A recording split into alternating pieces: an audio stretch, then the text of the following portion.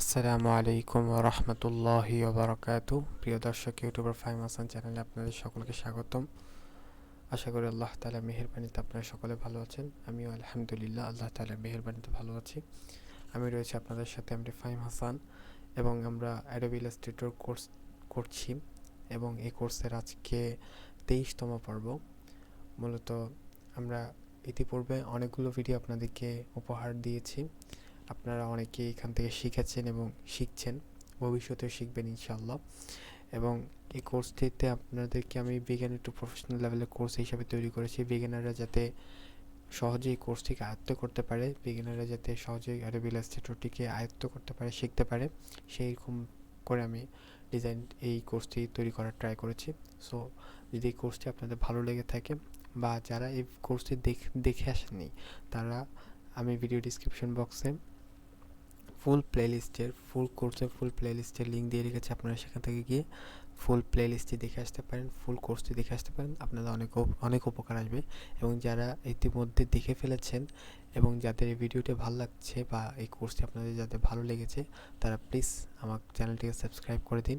দেখতে পাচ্ছেন আমার চ্যানেলে সাবস্ক্রাইবার্স অনেক কম, কিন্তু আপনাদের জন্য আমি ট্রাই করছি ভালো ভালো কন্টেন্ট নিয়ে আসার, আপনাদের উপকার করার। সো আপনারা আমাকে সেই হিসাবে সাপোর্ট করলে আমি অনেক মোটিভেট পাবো, অনেক আনন্দিত হব। সো চলুন মূল আলোচনায় চলে যাই। এখন গত পর্বে আমরা আলোচনা করেছিলাম ক্যালেন্ডার ডিজাইন আমরা কিভাবে তৈরি করব, বা ক্যালেন্ডার ডিজাইন সম্পর্কে আমরা আইডিয়া নিয়েছিলাম। আজকের পর্বে আমরা ক্যালেন্ডার ডিজাইন তৈরি করব। সো ক্যালেন্ডার ডিজাইন তৈরি করাটা নিয়ে অনেকের অনেক ভীতি কাজ করে, বা অনেক সমস্যা ক্রিয়েট হয়, সেই সমস্যাগুলো অনেকে ফেস করে। সো আমি আপনাদের ট্রাই করব সেই সমস্যাগুলোর সমাধান দেওয়ার, এবং ক্যালেন্ডার ডিজাইনটিকে যাতে আপনারা সঠিকভাবে করতে পারেন সেটি আপনাদেরকে সঠিকভাবে শেখানোর, সঠিক ওয়েতে শেখানোর ট্রাই করবো ইনশাল্লাহ।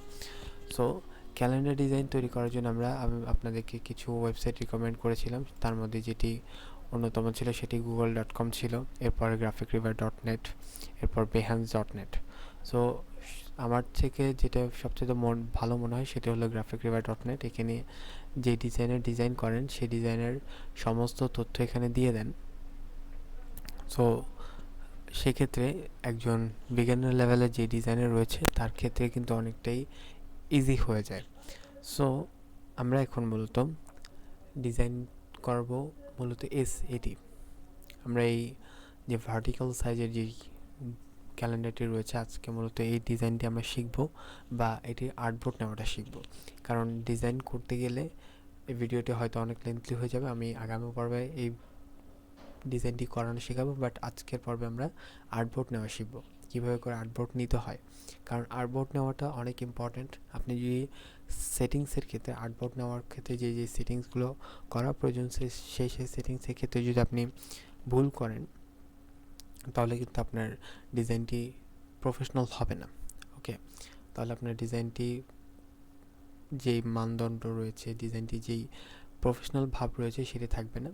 সো আপনাকে সর্বপ্রথম মেন যে বিষয়টি সেটি হলো আর্টবোর্ড নেওয়াটা আপনাকে প্রপার ওয়েতে শিখতে হবে।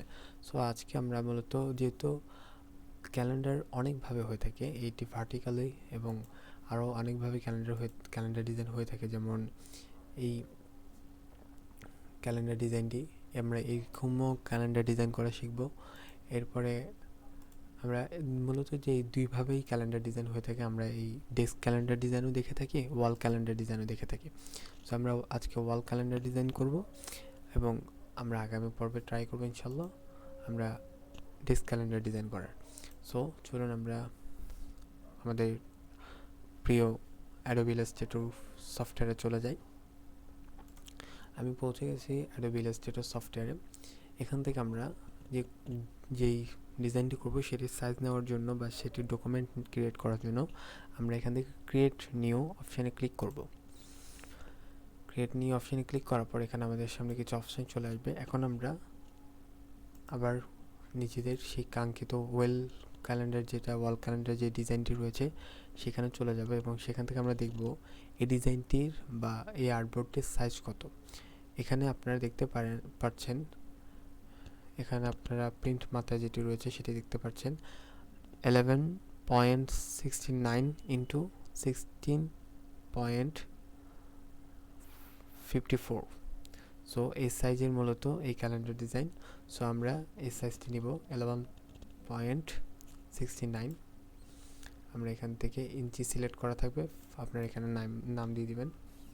আমি এখান থেকে সর্বপ্রথম নাম দিয়ে দিচ্ছি। এরপরে এখান থেকে পিক্সেল সিলেক্ট করবেন না, আপনারা সিলেক্ট করবেন ইঞ্চি। অনেকে হয়তো ভুল করে, সো ইঞ্চি সিলেক্ট করবেন। ইঞ্চি সিলেক্ট করার পর আপনার এখান থেকে দিয়ে দেবেন 11.69।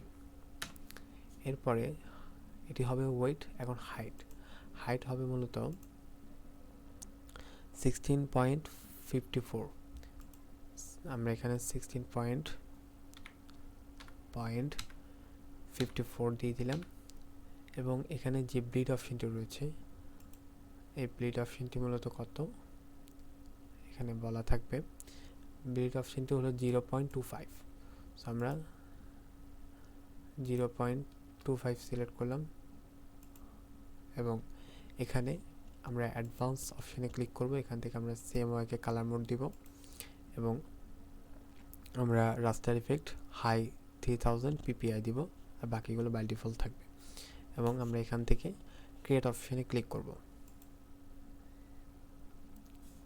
বাট এখানে একটি সমস্যা হয়ে গিয়েছিল, সেটি হচ্ছে যে এখানে আমরা যখন ডিজাইনটি ক্রিয়েট করেছি বা ডিজাইনটি যখন সাইজ নিয়েছি, তখন আমাদের এখানে আর্টবোর্ডের মধ্যে আমরা 2 সিলেক্ট করা ছিল। আপনারা যখন ক্যালেন্ডার ডিজাইন করবেন, ক্যালেন্ডার মূলত কত পেজের ডিজাইন হয়ে থাকে? ক্যালেন্ডার মূলত 12 পেজের ডিজাইন হয়ে থাকে। সো 12 পেজের ডিজাইন আপনারা করবেন, বাট আমরা যেহেতু আপনাদেরকে শুধু ডিজাইনটাই শেখাবো, সেজন্য 12 পেজ করব না, আমরা মূলত একটি পেজ করব। সো আমরা একটি পেজের ডিজাইন করব, তাই আমরা ওয়ান আর্টবোর্ড সিলেক্ট করে আমরা ক্রিয়েট করলাম। এখন আমাদের সামনে এবং আগে যেটি ছিল সেটা আমরা ক্রস করে ডিলিট করে দিলাম। এখন আমাদের সামনে সেম টু সেম এই ডিজাইন করার জন্য একটি প্রপার একটি আর্টবোর্ড চলে এসেছে। বাট এটি যেহেতু প্রিন্টেবল একটি ডিজাইন, এটি যেহেতু প্রিন্টে যাবে, সো প্রিন্ট যাওয়ার ক্ষেত্রে এটির কিন্তু কিছু নিয়ম কানুন রয়েছে, যেটি আমরা আগেও আলোচনা করেছি। সো এটি যেহেতু প্রিন্টে যাবে, আমরা বিজনেস কার্ড ডিজাইন যেটি করেছিলাম, সে প্রজেক্টের সময় অনেকে হয়তো সে ভিডিওটি দেখেছেন। যদি না দেখে থাকেন, ভিডিও ডিসক্রিপশন বক্সে থাকা লিঙ্ক থেকে গিয়ে ফুল কোর্সটি দেখে আসতে পারেন। এবং সেখানের মধ্যে আমি গত ভিডিওতে আমি আপনাদের সাথে বিজনেস কার্ড ডিজাইন নিয়ে আলোচনা করেছি।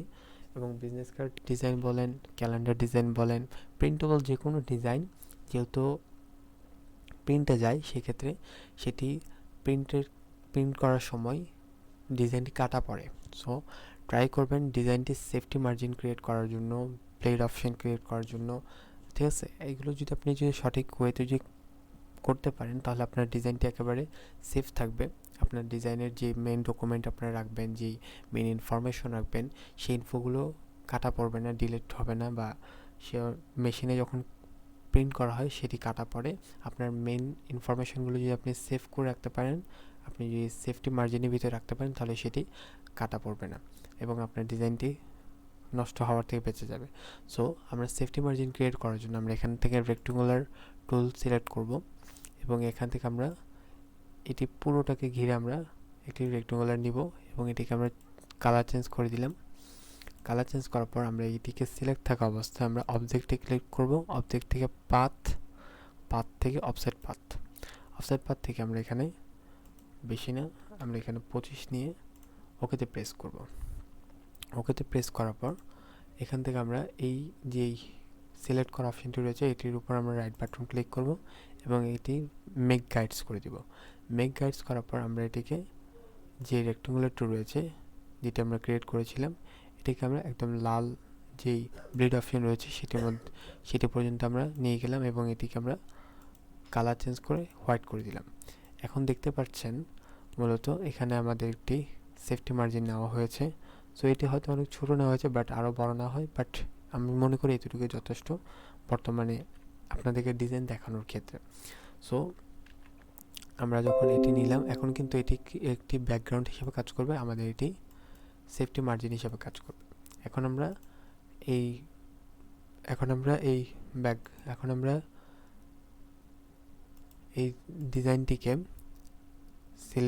ডিজাইনটি করার ক্ষেত্রে এখন আমরা মূলত এই ডিজাইনটি করার ক্ষেত্রে আমরা এই সেফটি মার্জিনের ভিতর আমরা ডিজাইনটি তৈরি করব। ঠিক আছে, আমরা এই সেফটি মার্জিনের ভিতর ডিজাইনটি ক্রিয়েট করব। তাহলে আমাদের যত ইনফরমেশন থাকবে সব এটির ভিতর থাকবে, তাহলে আমাদের প্রিন্টে করার ক্ষেত্রে কোনো প্রবলেম ক্রিয়েট হবে না। এখন এটি যেহেতু ব্যাকগ্রাউন্ড হিসেবে কাজ করবে, সো এটি কিন্তু যখন আমার ব্যাকগ্রাউন্ড হিসেবে কাজ করার কারণে এটির উপরে যখন আমি কোনো ডিজাইন করতে যাব তখন এটি নড়াচড়া হয়ে যাওয়ার বা এটি আমাকে প্রবলেম ক্রিয়েট করতে পারে। সো এটিকে আমি লক করে রাখবো। লক করার জন্য আপনারা এখানে কোনো অপশন পাবেন না। লক কীভাবে করতে হয় অনেকে এই সমস্যা ভোগেন, বা অনেকে জানেন না ভাইয়া আমি ডিজাইন করছি বাট ব্যাকগ্রাউন্ড নড়ে যাচ্ছে, আমরা এটাকে লক কীভাবে করবো। লক মূলত আপনারা দুইভাবে করতে পারেন, তিনভাবে করতে পারেন। আমি আপনাদেরকে তিনোটা ওয়ে বলে দিব, তিনোটা ওয়ে একটু মনোযোগ সহকারে শুনবেন, দেখবেন, তাহলে আপনাদের ক্ষেত্রে অনেকটাই সুবিধা হবে। নাম্বার ওয়ান যে অপশন রয়েছে সেটি হলো আপনার কিবোর্ডের সাহায্যে Ctrl+2 ব্যবহার করতে পারেন। Ctrl+2, আমি আবারও বলছি Ctrl+2 ব্যবহার যখন আমি করেছি তখন দেখুন এটি লক হয়ে গিয়েছে, এটি আর নড়াচড়া করছে না, মুভ হচ্ছে না। কিন্তু আমি যখন Ctrl+2 প্রেস করব তখন দেখুন Ctrl+2 প্রেস করার সাথে সাথে সেটি আনলক হয়ে গেল। সো কিবোর্ডের সাহায্যে আপনি একভাবে লক করতে পারেন এবং আনলকও করতে পারেন। সো Ctrl+2 ইউজ করে আপনারা লক করে ফেলতে পারেন এবং Ctrl+2 প্রেস করে আপনারা আনলক করতে পারেন। ঠিক আছে, এটি হলো একটি ওয়ে। সেকেন্ড যেটি ওয়ে সেটি হলো আপনাদের লেয়ার্স অপশন থাকবে। যারা লেয়ার্স অপশন পাচ্ছেন না তারা উইন্ডোজ অপশনে চলে যাবেন, উইন্ডো থেকে আপনারা চলে যাবেন এখানে লেয়ার্স। এই লেয়ার্স অপশনে ক্লিক করার সাথে সাথে আপনারা এখানে লেয়ার পেয়ে যাবেন। এখন এটি মূলত একটি লেয়ারের উপর বা একটি গ্রুপ হয়ে রয়েছে। আমি এটিকে যদি এখানে অ্যারো বাটনে যদি ক্লিক করি তাহলে আমার সামনে এখানে চলে আসবে। আমার মূলত এই সাদা কালার যেটি ব্যাকগ্রাউন্ড, সেই ব্যাকগ্রাউন্ডটিকে আমি লক করব। সেটিকে লক করার জন্য মূলত আমি এখানে এই ফাঁকা জায়গাটি যেটি রয়েছে আইকন যেটি রয়েছে, এই চোখের আইকন যেটি রয়েছে, এই চোখের আইকনের পাশে একটি খালি একটি বক্স রয়েছে। এটির মধ্যে যদি আমি ক্লিক করি তাহলে এটি লক হয়ে গিয়েছে। এখন দেখতে পাচ্ছেন এটি আর মুভ করছে না, এটি লক হয়ে গেছে। আমি এটিকে যদি আবার এখানে ক্লিক করি তাহলে এটি আনলক হয়ে যাবে এবং এটি মুভ করবে। সো আমি এটিকে আরেকভাবে মুভ করতে পারি আমরা, সেটা হলো এখানে লেয়ার্স অপশন থেকে আমরা লক করতে পারি। ওকে, এটি হলো সেকেন্ড অপশন। এখন থার্ড অপশন কোনটি? থার্ড অপশন হলো এই অবজেক্টটিকে, এটিকে এক ভাষায় অবজেক্ট বলা হয়। এই অবজেক্টটিকে আপনারা সিলেক্ট করবেন। সিলেক্ট না করলে তাহলে আপনারা হবে না।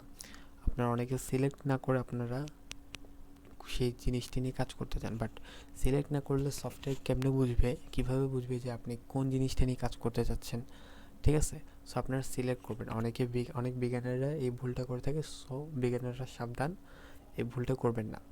এই ভুলটা করলে আপনারা প্রবলেম ফেস করবেন। সো এটির সলিউশন হলো এটি, আপনারা যে জিনিসটিকে নিয়ে আপনারা কাজ করতে চাচ্ছেন সেটিকে সিলেক্ট করবেন। সিলেক্ট করে আপনারা চলে যাবেন, যেমন আমি এটিকে লক করতে চাচ্ছি সেজন্য আমি এটিকে সিলেক্ট করলাম। সিলেক্ট করে আমি চলে গেলাম অবজেক্ট থেকে এখানে দেখবেন লক। এই লক অপশানে যদি আপনি মাউস রাখেন তাহলে এখানে দেখবেন তিনটে অপশান রয়েছে। তার মধ্যে প্রথম অপশানটি হলো সিলেকশন। এই সিলেকশন অপশানে যদি আপনি ক্লিক করেন তাহলে দেখবেন এটি লক হয়ে গেছে। এখন আমরা আজকে আর্টবোর্ড নেওয়া শিখলাম, ওয়াল ক্যালেন্ডার ডিজাইন করার জন্য আমরা আর্টবোর্ড নেওয়া শিখলাম এবং কিভাবে একটি অবজেক্টকে তিনভাবে লক করা যায় সেটি শিখলাম। সো আজকের ভিডিওটি এ পর্যন্ত। আমরা আগামী ভিডিওতে ওয়াল ক্যালেন্ডার ডিজাইন করা শিখব এই আর্টবোর্ডটাতেই। সো আজকের ভিডিওটি এ পর্যন্তই। সকালে ভালো থাকবেন, সুস্থ থাকবেন। চ্যানেলটি সাবস্ক্রাইব না করতে থাকলে এখনই চ্যানেলটিকে সাবস্ক্রাইব করে দিন। আসসালামু আলাইকুম ওয়া রাহমাতুল্লাহি ওয়া বারাকাতুহু।